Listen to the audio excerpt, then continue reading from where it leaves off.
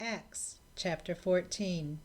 Now it happened in Iconium that they went together to the synagogue of the Jews, and so spoke that a great multitude both of the Jews and the Greeks believed. But the unbelieving Jews stirred up the Gentiles and poisoned their minds against the brethren. Therefore they stayed there a long time, speaking boldly in the Lord, who was bearing witness to the word of his grace, granting signs and wonders to be done in their hands. But the multitude of the city was divided. Part sided with the Jews, and part sided with the apostles. And when a violent attempt was made by both the Gentiles and the Jews with their rulers to abuse and stone them, they became aware of it, and fled to Lystra and Derbe, cities of Lycaonia and the surrounding region.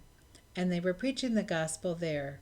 And in Lystra a certain man without strength in his feet was sitting, a cripple from his mother's womb, who had never walked. This man heard Paul speaking. Paul, observing him intently, and seeing that he had faith to be healed, said with a loud voice, "Stand up, straight on your feet." And he leapt up and walked. And when the people saw what Paul had done, they raised their voices, saying in the Lycaonian language, "The gods have come down to us in the likeness of men." And Barnabas they called Zeus, and Paul Hermes, because he was the chief speaker. Then the priest of Zeus, whose temple was in front of their city, brought oxen and garlands to the gate, intending to sacrifice with the multitudes. But when the apostles Barnabas and Paul heard this, they tore their clothes, and ran in among the multitude, crying out and saying, "Men, why are you doing these things?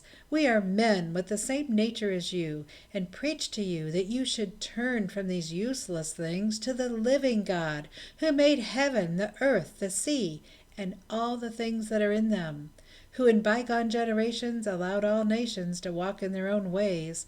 Nevertheless, he did not leave himself without witness, in that he did good, gave us rain from heaven and fruitful seasons, filling our hearts with food and gladness." And with these sayings, they could barely restrain the multitudes from sacrificing to them.